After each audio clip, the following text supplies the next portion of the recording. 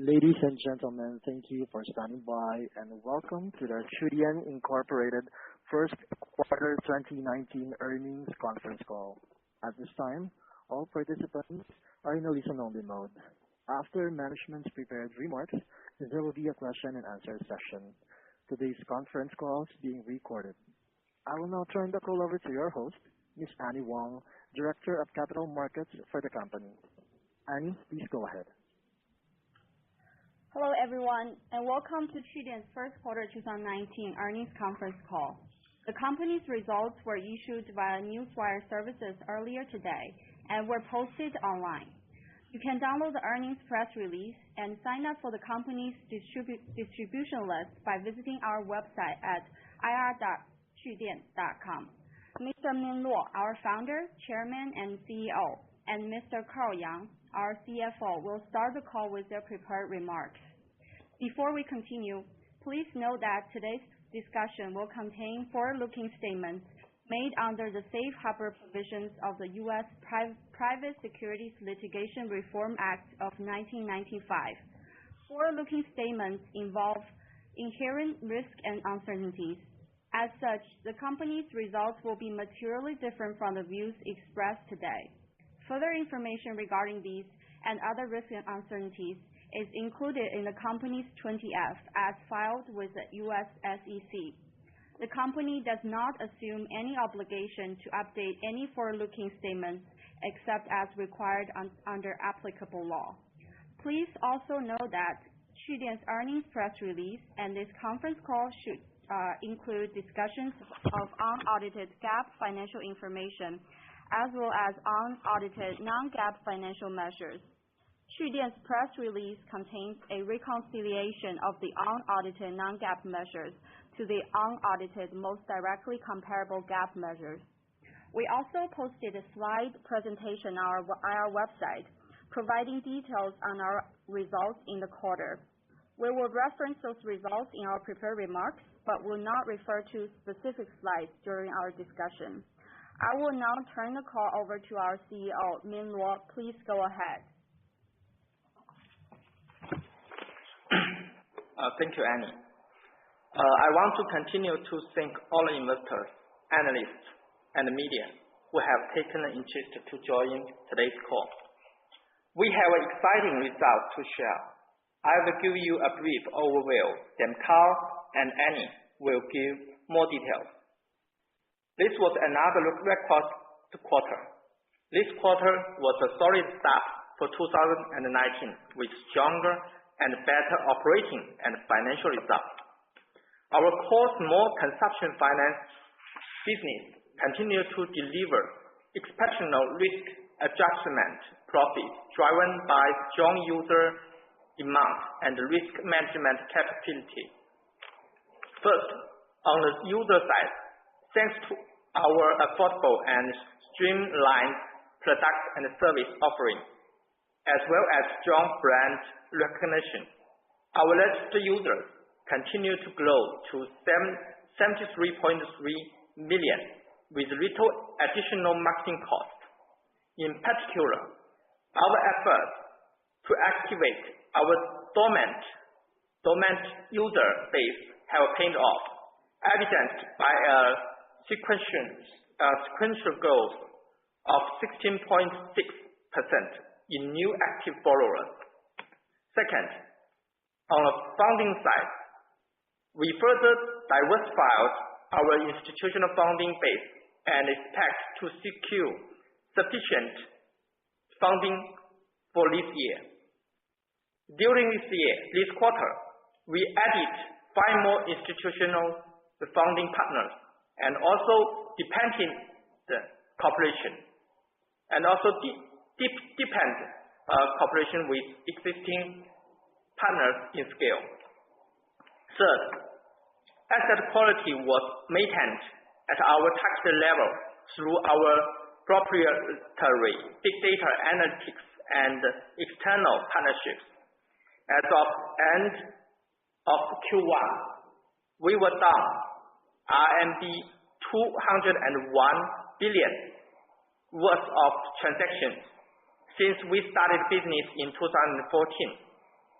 we have accumulated 185 million number of transactions, contributing to a massive scale of transactional and behavior data, which give us clear advantage in data analytics.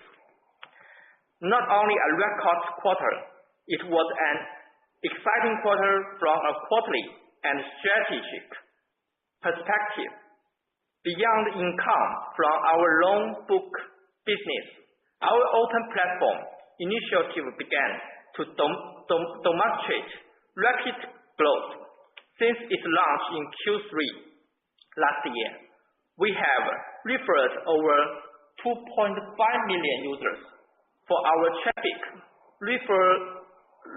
referral partners and around 136,600 users to our loan referral business partners. Accordingly, our open platform contributed around RMB 159 million in revenue for this quarter. It's a big number, a significant achievement over a short period for launch.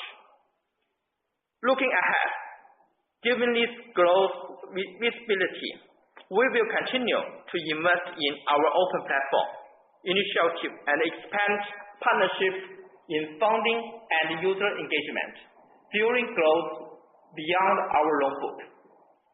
Given the exciting and visible growth outlook throughout our core business lines, we have discontinued all efforts outside of consumption credit and will stay focused on core consumption credit services. Accordingly, we started to wind down our Dabai Auto business beginning in the second quarter.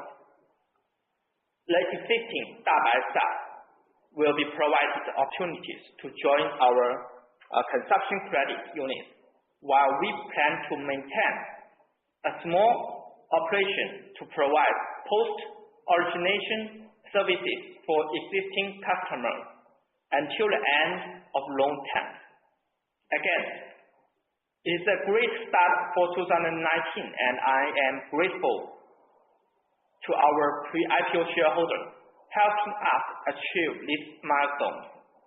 As they have existed gracefully, we welcome our new investors, and I'm confident exceptional returns will also be delivered to you as well.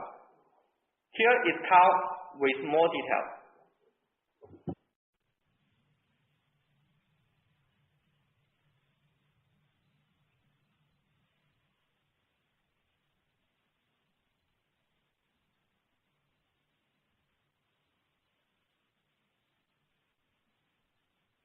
With another milestone and achieve record non-GAAP net income of renminbi 974.3 million, increasing by 187.9% year to year.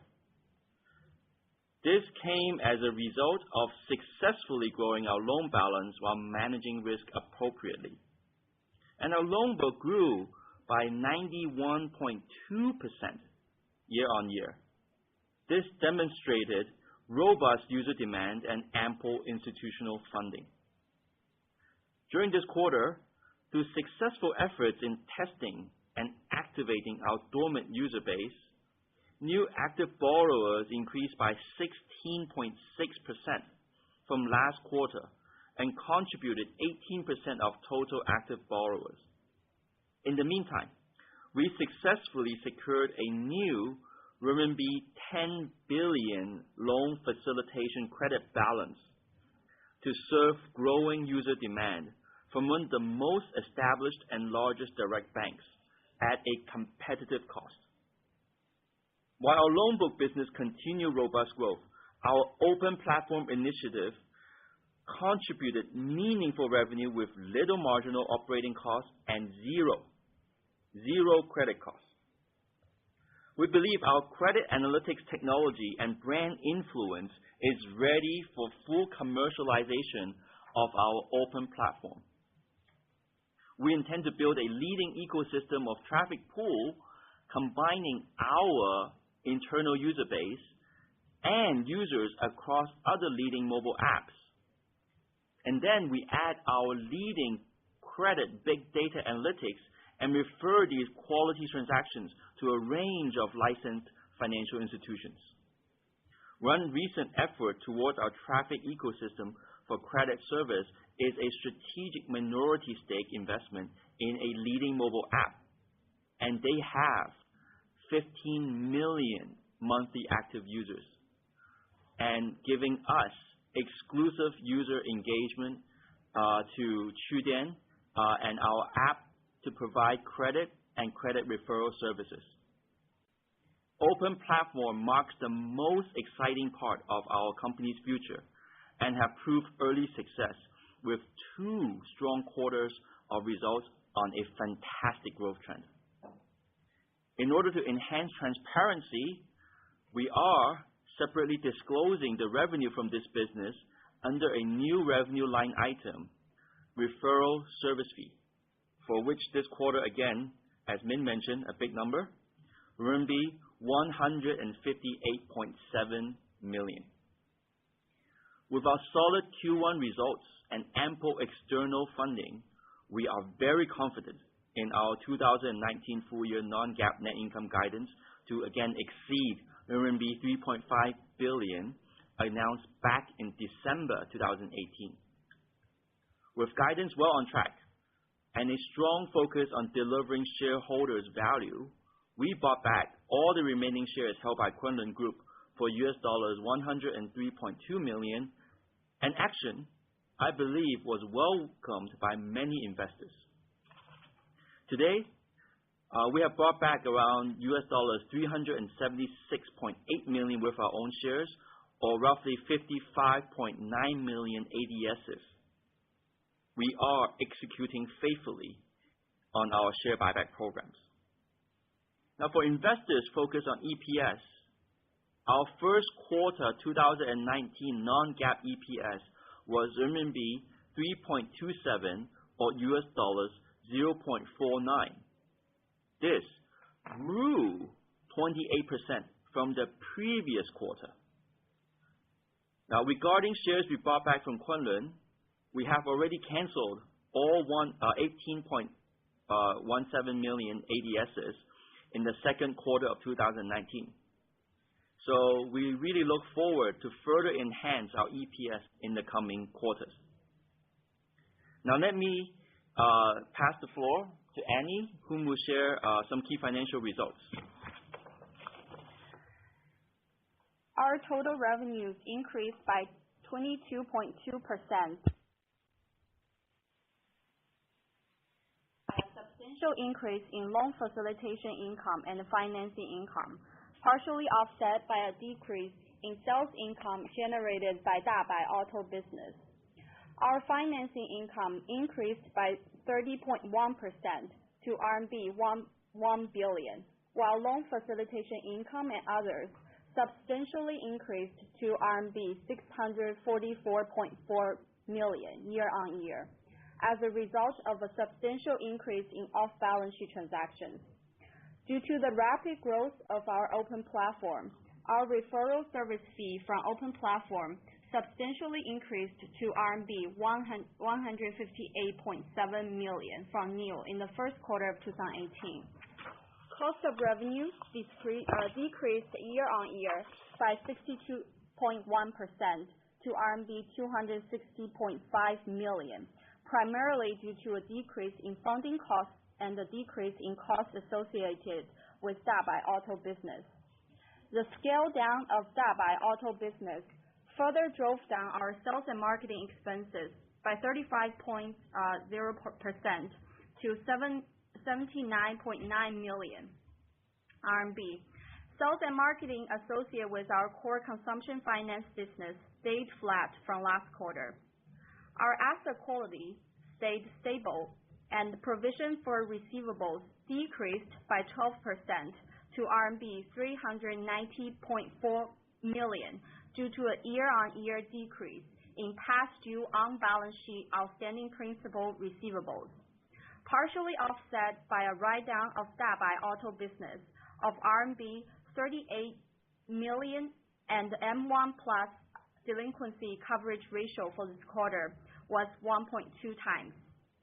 Due to the increase in loan tenure, we believe M1 plus delinquency rate was not fully representative of loan performance, and therefore we added actual charge-off rates to supplement the disclosure. As of end of this quarter, our actually charge-off rates by vintage were less than 1.88%. We will continue to evaluate the disclosure of operating metrics that meaningfully represent our loan performances. Finally, we continue to maintain low leverage.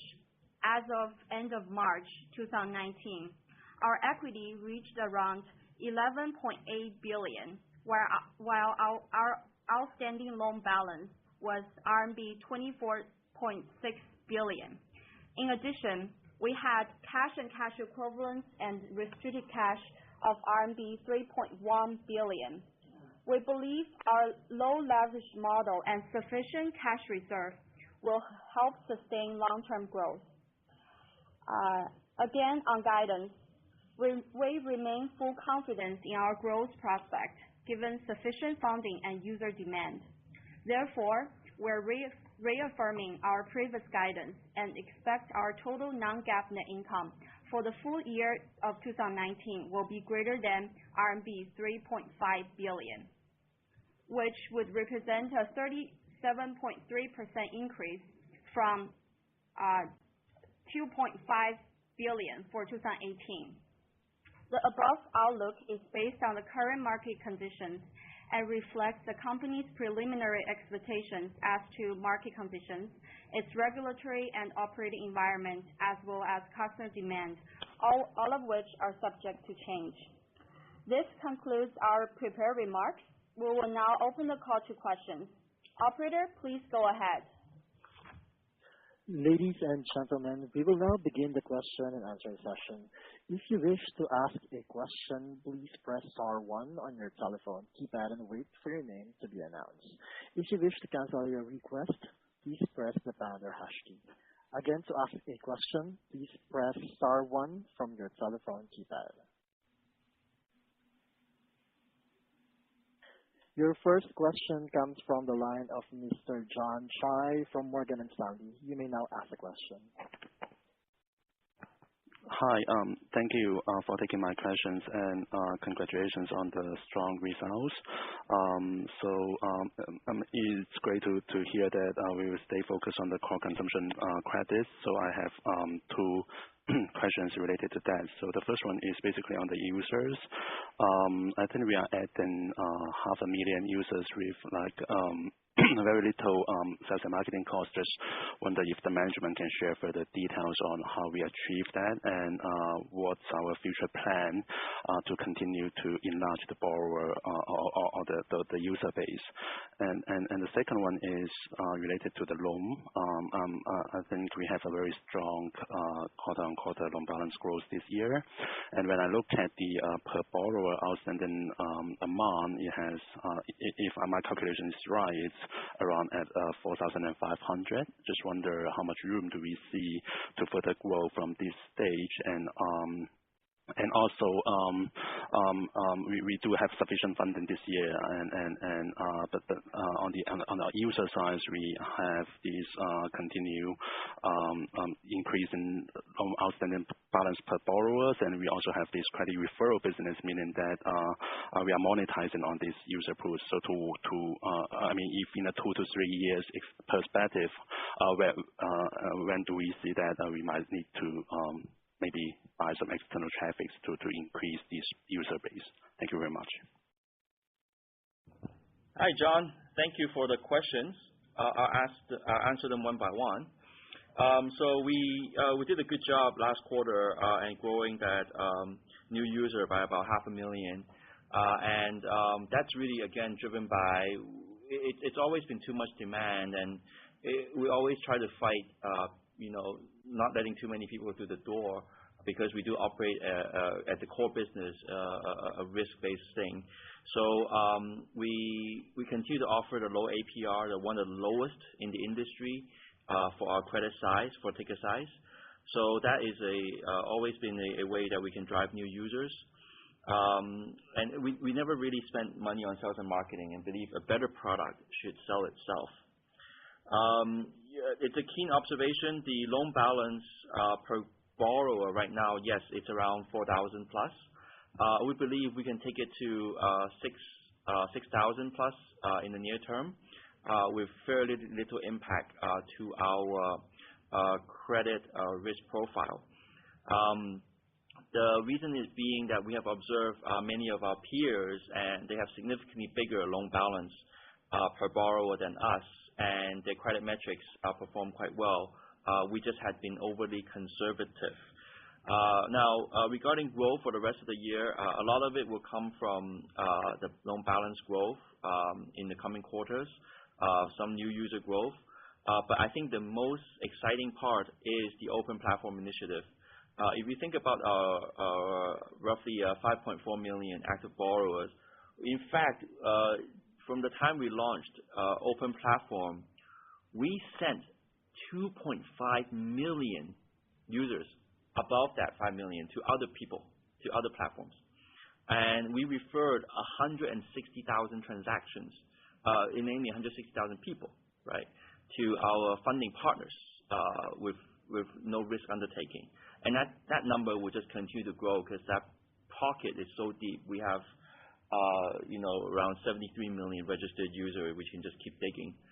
On top of that, as we just mentioned, we made a strategic investment in one of the leading apps in China. They carry about 15 million MAUs, and now that MAU is exclusive to Qudian and our consumer credit service. So I don't think we're going to have a user problem, at least for some time. So that answers, I think, part of your third question. We have secured sufficient funding. We got a 10 billion credit facilitation program going. We're one of the leading, largest direct banks in China. I think that's funding there. The users, our internal pocket is there. We are adding 15 million possible users to this platform. We continue to add more other platforms to this ecosystem. So it's an exciting year for us. And I think if you look forward, that open platform part of the business will just contribute bigger and bigger. So I'm giving some preview. That's why this quarter we separately disclose that revenue line item so that people can see very clearly that growth rates. Thank you, Carl. So just one very quick follow-up. What's our latest loan balance and what's the per borrower outstanding balance? Thank you. I would really much like to share with you, but my counsel has advised me not to disclose anything beyond what's in the earnings release. So I can assure you it's grown. We continue to be on a very strong growth trajectory. If you look back at our Q1 results, I think we did a good job, right? And I think we'll continue to do a good job. Thank you very much. Thank you, John. Once again, if you wish to ask a question, please press star 1 from your telephone keypad. Again, it's star 1 on your telephone keypad and wait for your name to be announced. Your next question comes from the line of Tian Hu from TH Capital. You may now ask the question. Hi, Carl, and I really think you guys did a good job, and the number shows. And I think it's the first time you guys actually publicly, openly talk about the open platform operation. Would you please give some more color on this open platform operation? What's the purpose? Who are the participants? How you actually divert the traffic and how you make money out of it? So that is mainly my question. And also on the funding side, I do realize a lot of state or state-owned trusts are actually, participates in those kind of consumer loan business. And so when you say the source of loan, the funding side is not going to be a a problem and going forward. So also, can you elaborate a little bit on that? Thank you. That's two of my questions. Tian, thank you, and always great to hear from you. So I'll answer the question on the funding side first, and then I'll talk about the open platform. So as you know, our loan balance as of end of Q1, as just disclosed, was 24.6 billion. So adding another 10 billion of credit facilitation from the leading banks will take us beyond 30 billion. Beyond 30 billion, I think we'll be well ahead of wherever we talked about in terms of guidance. So we are done pretty much for this year for funding. We do not work with trust as much as last year before. Our current trust participation in the loan book is just around 10%. Yeah, it's just around 10%. Majority of it is banks. So yeah, I'm actually pretty good memory. It's 10.7%. So we don't see any risk there. So okay, so that's the funding side. Open platform. We first talked about it in the third quarter of 2018. We were forming a business where we want to grow beyond our loan book, right? Because there's only so much risk appetite that this company is willing to take, and we had been overall quite conservative. So we started traffic referrals. So for transactions that we may not have sufficient funding to do, or we don't think the risk appetite is exactly right for us, but it might be right for some other players, we do a CPC-based business where we just send this user across to the other app. Okay, so that's kind of how we generate the CPC sort of advertising business. But then our funding partners, which are mostly banks, came back and said, well, look, if you guys are so open-minded about sharing your 70 million user base, can we go beyond CPC? Can we say you do some more work and you send the transaction over, and I'm happily do a CPS with you. So they're doing a revenue share with us. So that just took off. So we refer like 160,000 people to our bank partners in Q1, and totally we earn 159 million revenues versus 30 million in Q4. Almost 5x growth. This is exciting. From the trends and trajectories, there will be more and more demand from my funding partners to look for the right customer. And we are building a leading ecosystem of apps where we become a plug and play into their app. So we don't want to replicate other people's business where we buy traffic. Okay, that doesn't make sense in the credit business. You buy traffic, you're forced to lend. Okay, that's not smart. So we would put a plug and play entry into their app, so the user don't leave that app and can directly get the best in class, regulatory compliant, well funded kind of loan products supplied by my funding partners. This is great. Thank you so much, Carl. Congratulations on a good quarter. Awesome. Thank you. Thank you, Tian. Your next question comes from the line of Victor Wong from CICC. You may now ask the question. Hi, Carl. This is Victor. Congratulations on the fantastic first quarter result. I may miss some questions because somehow my line was not connected until the question between you and John. My question is regarding, I find an interesting slide in your presentation, which is referring to, it seems that QD is considering to expand the business into ASEAN countries.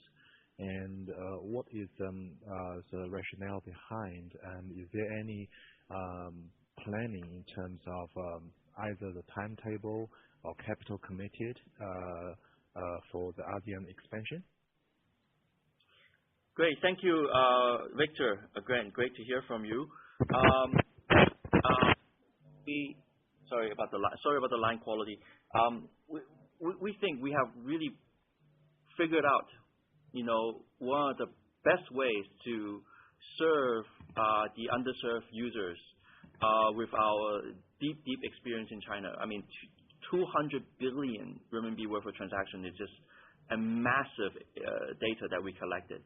And we believe some of this know-how in data analytics, plus the technology. We're clearing transactions for 100 funding partners every minute, every hour. So we believe a lot of this can be replicated at a very low cost, which would give us a significant advantage where we enter emerging markets such as Southeast Asia, possibly India, Africa, those countries. Now, there is no timetable. We just want to explain to the capital markets our advantages are there. There are room for us to grow and grow and grow. We will not stop growing in China. We will add more growth to this business by looking at opportunities elsewhere, overseas, because these markets are emerging. Again, a lot of underbanked users, and we believe the way we understand credit gives us so much advantage in success there. We don't have any capital mark. We don't know whether we're going to do it ourselves or maybe through M&A.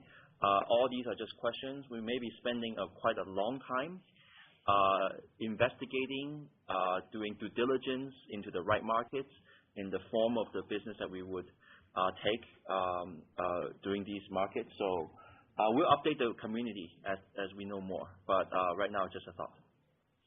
Thank you, Carl. And can I have a follow-on question? Considering that your first quarter result is already pushing to 1 billion in terms of quarterly profit, and considering that the open platform is likely to drive more revenue, and considering that you are adding additional funding, it seems that the likelihood for you have to revise up the full year profit guidance is very high. Can you share with us what's the latest assessment, or how should we, as a sell-side analyst community, to look at the full year earnings in terms of the range? Thanks. Good catch, Victor.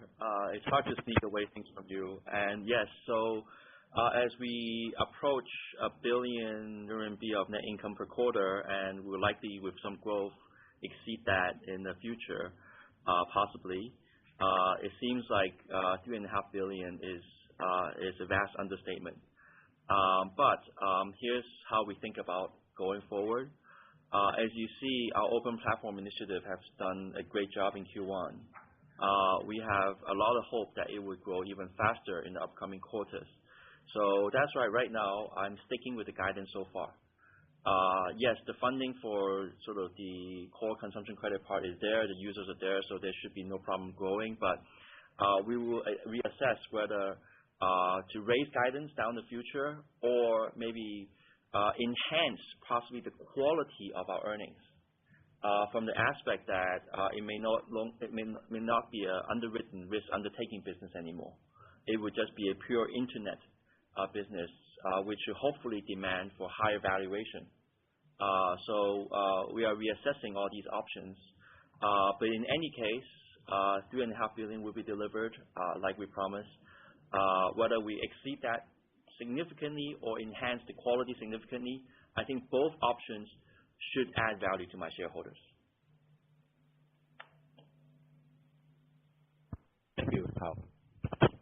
Thank you, Victor. Once again, if you wish to ask a question, please press star 1 from your telephone keypad and wait for your name to be announced. Again, it's star 1 to ask a question. Your next question comes from the line of Jackie Zhu from Deutsche Bank. You may now ask a question. Hi, good evening, management. Thank you for taking my questions and congrats on the results. So my first one is a follow-up on the open platform initiatives. Just want to learn about the average ticket size and the total loan originations for this transaction referral business, and roughly our take rate for this type of referral business. And want to get some feedback on the two partners we are currently cooperating. What their initial feedback on this type of cooperation, and a pipeline for onboarding more partners in the coming quarters. And probably investors also want to learn because they also have options to find like loan supermarkets to acquire online borrowers. So how do they compare with our open platform versus like loan supermarkets? And second question is about the asset quality. Just want to get some color on the asset quality trend because I actually observed the P&L item. We actually booked the two items. One is loss of guarantee liability, another one is provision for loan receivables. And add up the two items, it's actually up from fourth quarter. So just want to get some color on this number. And also we booked some loss on the Dabai Auto business. So any follow-up write down of auto business in the coming quarters? And also we mentioned we will target some asset quality or loan loss range. So what's the current target? And lastly, just a minor one is on e-commerce business. I saw our e-commerce sales revenue actually up year-on-year and quarter-on-quarter. So just want to get an update on the e-commerce front. Thank you. Thank you, Jackie. Lots of great questions. So regarding our open platform, some of the questions you have regarding Q1. So we referred about 1.8 billion, whether it's loan volume or loan balance is the same because it's still in the quarter. So yeah, that's kind of where we are in Q1. So the average ticket size therefore is around 8,000 RMB. So it's significantly bigger than our current ticket size. So that fits really well with our funding partners as they try to chase for bigger ticket size, as they're typically banks. Since we don't underwrite the risk, we don't really care where the losses are, but we actually do care because we do want our partners to succeed and do well. As far as we know, the delinquency rates across the loans so far in Q1 and Q4 we generated are extremely low. They are like in the sub 1%, sub 0.5% range. So our partners found it incredible. So that's why we're getting so much confidence that we can offer this to more partners, and that part of the business will continue to grow quite well. Asset quality trend, yes. As I mentioned before, we try to give a very candid discussion about what asset quality means to us. I believe the asset quality must deteriorate over time for many reasons. Number one, we have elongated the loan in the past year. Secondly, the liquidity for the whole internet finance sector has declined, given a lot of P2Ps have exited. A lot of micro lending companies have gone bust. Yes, bigger players have come in, but they target the bigger ticket size. So I think in the near short term, I expect to continue to see asset quality to decline. But put it in context.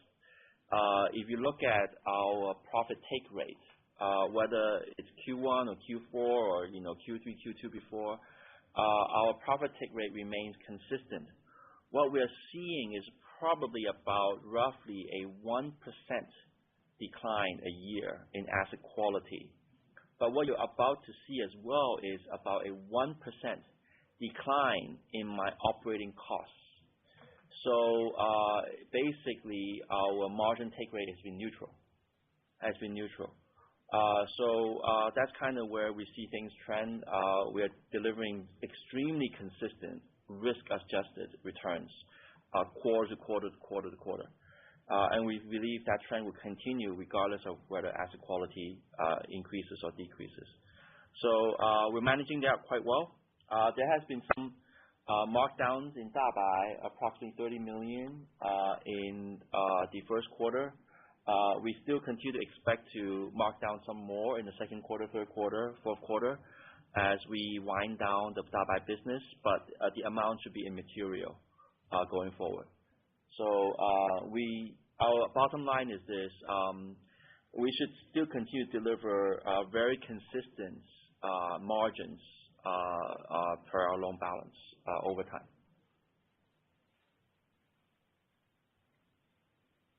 Does that help with some of the questions, Jackie? Yeah. Thank you, Carl. Just last one on the e-commerce side. So I saw the GMV actually up quarter on quarter a lot. So can you share with us some color on that? Are we doing some or seeing more demand on the e-commerce business? Yeah, I think e-commerce has been something that we always want and always loved. But e-commerce has never been the biggest part of our profit driver yet, because we still are figuring out, our optimal sort of risk-adjusted return on this business.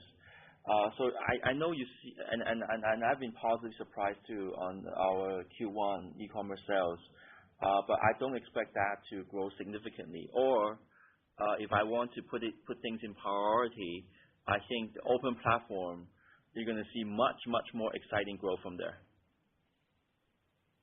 Got it. Thank you, Carl. Very helpful. Thank you, Jackie. Once again, if you wish to ask a question, please press star 1 on your telephone keypad and wait for your name to be announced. Again, it's star 1 on your telephone keypad to ask a question.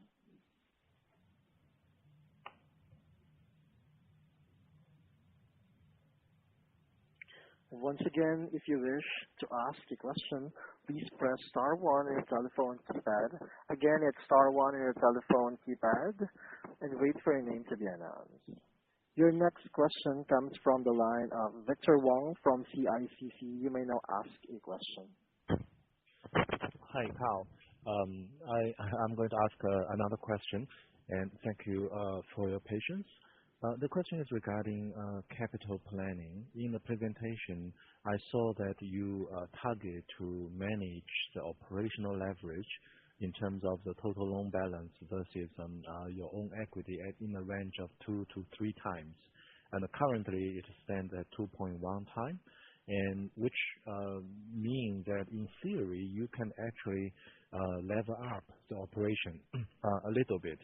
And you can do it either way by adding more funding, or you can actually trying to do the business with more lean capital structure. So that leads to my question.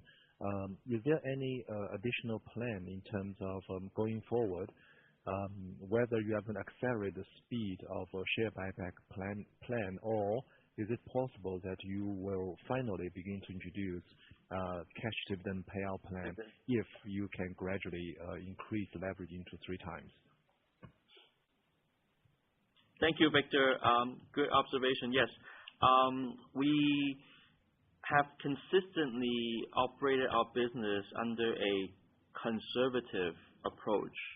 So you can observe that we operate the lowest so-called leverage across all of our peers.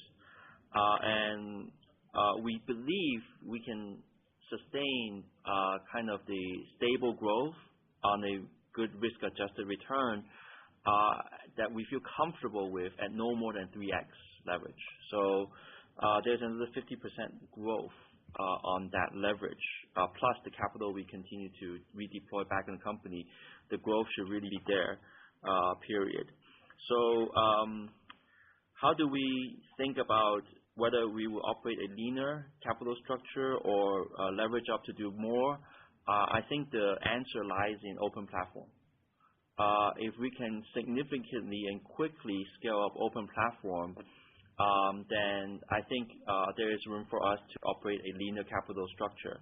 And how we do with that capital freed up, we would either bring it back to the shareholders via, again, share buyback that we have consistently done. We may offer dividends as a possibility, but those are still a bit far away. It all depends on how we perform on open platform. Yeah.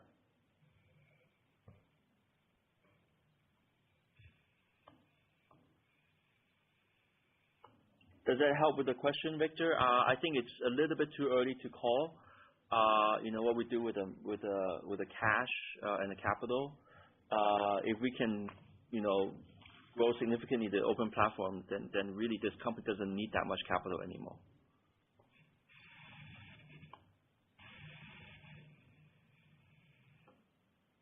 Your next question comes from the line of Mr. John Chai from Morgan Stanley. You may now ask a question.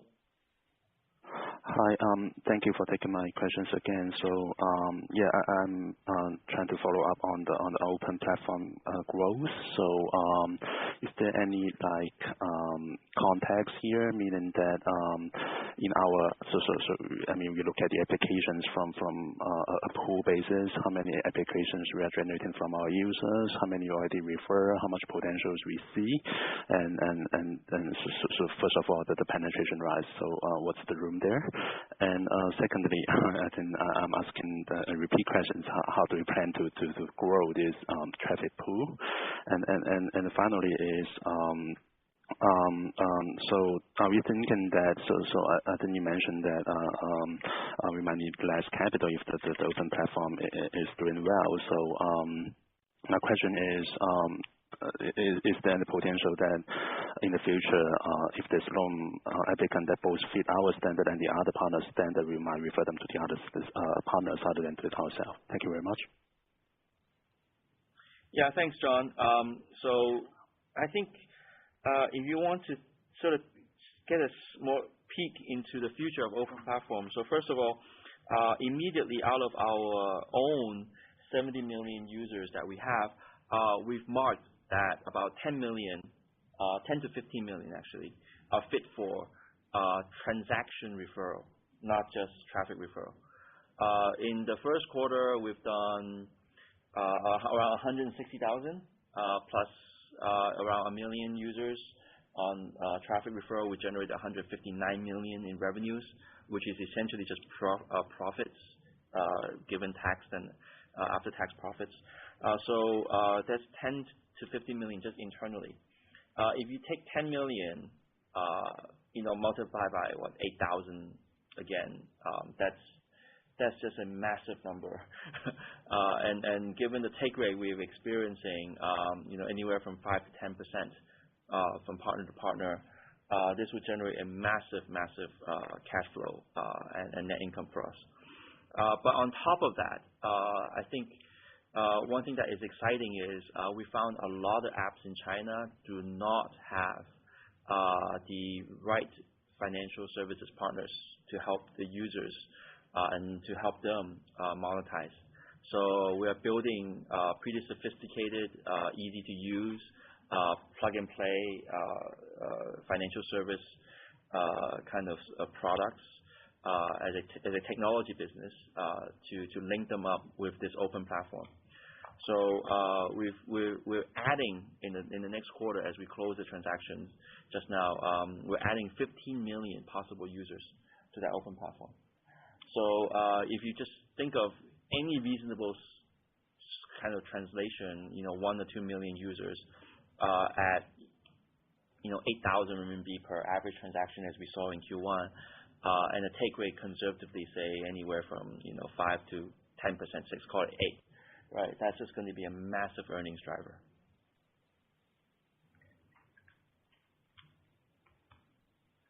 Yeah, thank you. So just on the if the future the leads we generate actually both fit our standard and the partner standard, do we plan to retain them or refer them out? Is it decided yet at the moment? Yeah, that's a great question. We have not decided yet, but right now, given we want to grow the business faster and faster on open platform, we kind of are giving priority to our partners first. Yeah. Thank you very much. Thank you, John. Once again, if you wish to ask a question, please press star 1 on your telephone keypad and wait for your name to be announced.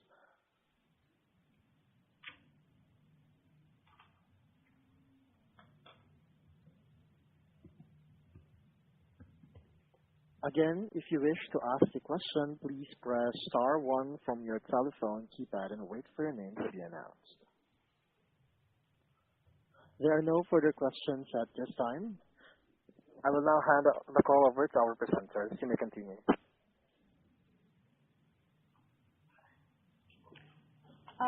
Thank you once again for joining us today. If you have further questions, please feel free to contact Qudian's Investor Relations Department through the contact information provided on our website. Ladies and gentlemen, that does conclude our conference for today.